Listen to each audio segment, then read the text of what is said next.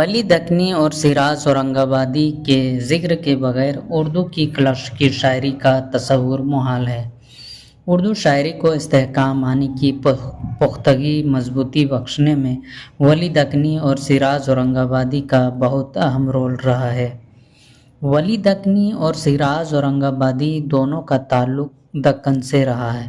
السلام علیکم سامعین و ناظرین، آج ہم صرف ولی دکنی کا مختصر تعارف اور شاعرانہ خصوصیات کے بارے میں پڑھیں گے۔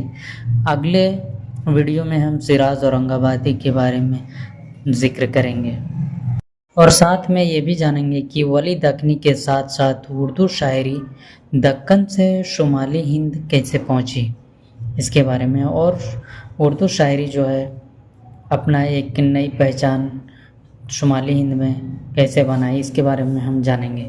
تو چلیے شروع کرتے ہیں۔ جدید تحقیق کے مطابق ولی اورنگ آباد میں پیدا ہوئے 1649 عیسوی میں۔ شہر اورنگ آباد دکن کا حصہ تھا، اس لیے ولی دکنی کہلائے۔ اس کی جائے پیدائش پر اختلاف پایا جاتا ہے۔ میر تقی میر، فتح حسین گردیزی اور لچھمن نارائن شفیق اورنگ آبادی نے اپنے تذکروں میں ولی کا وطن اورنگ آباد لکھا ہے۔ احسن ماراہروی، نور الحسن ہاشمی اور رام بابو سکسینہ وغیرہ نے ولی دکنی ہی لکھا ہے، لیکن پروفیسر ظہیر الدین مدنی، پروفیسر نجیب اشرف ندوی جیسے کچھ محققین نے ولی کا وطن احمد آباد، گجرات قرار دیا ہے۔ اس مناسبت سے انہیں ولی احمد آبادی یا ولی گجراتی بھی کہا جاتا ہے۔ کچھ دن پہلے تک ولی کے نام، جائے پیدائش، وفات وغیرہ کی نسبت کچھ باتیں معلوم ہو گئی ہیں، لیکن ان کے دکنی یا گجراتی ہونے کی بحث اب بھی جاری ہے۔ ولی دکنی کے نام میں بھی اختلاف پایا جاتا ہے۔ اس سلسلے میں سید احتشام حسین لکھتے ہیں کہ ولی کا نام ولی محمد تھا۔ علم و دانش حاصل کرنے کا شوق انہیں اپنے مولد احمد آباد سے نکال کر اورنگ آباد، سورت اور دلی لے گیا، جہاں انہوں نے عالموں، صوفیوں اور شاعروں سے مل کر اپنی پیاس بجھانے کی کوشش کی۔ انہیں تصوف سے قلبی لگاؤ تھا۔ تصوف نے انہیں حسن پرست بنا دیا تھا۔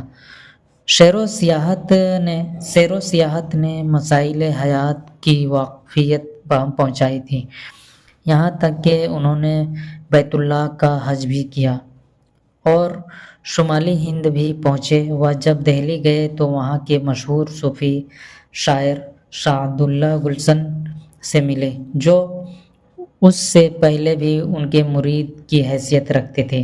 یعنی کہ ولی دکنی شاہ عبداللہ گلشن سے جب ملے تو یہ نہیں کہ وہ پہلی بار ملے، کیونکہ وہ ولی دکنی کا وہ پہلے سے ہی مرشد تھا۔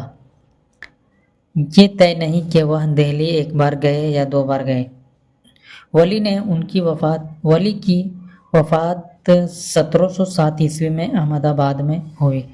قائم چند پوری کے مطابق سنہ 1700 عیسوی میں ولی نے دہلی کا سفر کیا تھا۔ ولی دہلی پہنچ کر وہاں کی ادبی محفلوں میں شرکت کی اور اپنا کلام سنایا۔ شمالی ہند کے شاعروں نے براہ راست ولی کا اثر قبول کیا۔ شمالی ہند میں، خصوصی طور پر دہلی میں مقیم اہل علم کو احساس ہوا کہ جس اردو زبان کو وہ ایک کم مایہ زبان سمجھتے تھے، اس میں اتنی گہرائی اور گہرائی اور قوت اظہار موجود ہے۔ کہا جاتا ہے کہ ولی کے پہنچنے سے پہلے ولی کا نام دہلی پہنچ گیا تھا اور ان کی غزلیں وہاں کی گلیوں اور بازاروں میں گائی جاتی تھیں۔ اس سے اندازہ یہ لگایا جا سکتا ہے کہ جنوبی اور شمالی ہند میں ادبی روابط قائم ہو رہے تھے۔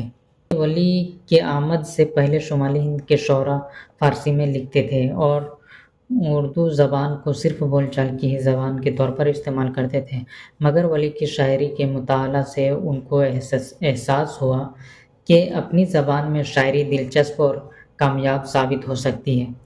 پروفیسر سید احتشام حسین اپنی مقبول کتاب اردو ادب کی تنقیدی تاریخ میں لکھتے ہیں کہ ولی کو ایک زمانے تک اردو شاعری کا بابا آدم کہا گیا ہے۔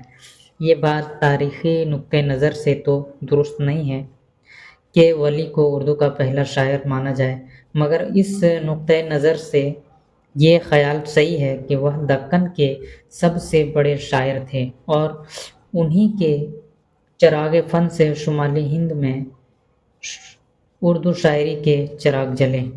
ولی نے غزلیں، مثنویاں، قصیدے وغیرہ نظمیں لکھی ہیں۔ ولی کا دیوان کئی بار شائع ہو چکا ہے، یہاں تک کہ مشہور فرانسیسی عالم گارسان دتاسی نے بھی ولی کا دیوان فرانس سے شائع کیا تھا۔ آئیے ولی دکنی کی شاعرانہ خصوصیات کے بارے میں ہم جانیں گے۔ شاعر کی حیثیت سے ولی کا مرتبہ بہت بلند ہے۔ ولی نے اپنی غزلوں میں زیادہ تر محبت کے جذبات کا بیان مختلف انداز میں سے کیا ہے۔ یہ جذبہ محبت وسعت اختیار کر کے مسلک تصوف کا عشق بن گیا۔ اردو شاعری میں ابتدا سے ہی تصوف کے خیال جاری و ساری رہی ہیں۔ ہندوستانی زندگی کی تصویریں بھی ولی کے یہاں کم نہیں ہیں۔ گنگا، جمنا، کرشن، رام، سرسوتی، سیتا، لکشمی، سبھی کے نام ان کے کلام میں دیکھنے کو ملتا ہے۔ ولی کی زبان میں قدیم دکنی شاعروں جیسی نہیں ملتی، کیونکہ وہ دکن سے نکل کر ہندوستان کے اور حصوں میں گیا۔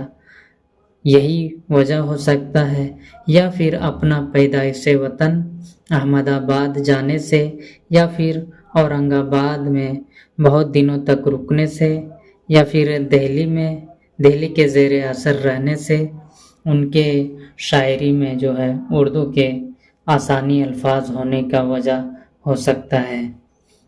آئیے آسان اور خالص اردو کا استعمال کی ہوئی اشعار کا ملاحظہ کریں گے۔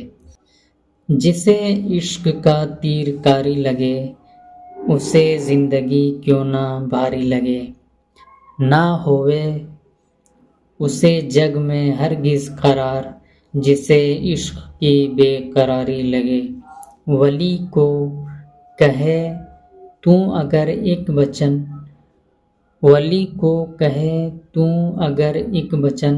رقیبوں کے دل میں کٹاری لگے۔ اس سے معلوم ہوتا ہے کہ ولی کی زبان بول چال کی زبان سے قریب تھی۔ اردو شعراء کے یہاں تصوف کا کلام تو واضح نظر آتا ہے۔ تصوف میں کمال حاصل کرنے کے لیے اپنے ذات کو فنا کر دینے کو ضروری سمجھتے ہیں۔ ولی دکنی بھی درجہ کمال تک پہنچنے کے لیے اپنی ذات کے فنا کر دینے کو ضروری سمجھتا ہے، یعنی کہ اپنے آپ کو خاک میں ملائے بغیر معرفت کی منزلیں نہیں ملتی۔ ولی دکنی کا مشہور شعر سنیں۔ عشق میں لازم ہے اول ذات کو فانی کرے، عشق میں لازم ہے اول ذات کو فانی کرے، ہو فنا فی اللہ دائم ذات یزدانی کرے۔ ولی دکنی اردو کے پہلے اہم شعراء میں شمار ہوتے ہیں۔ بے شک وہ ایک قادر الکلام شاعر تھے۔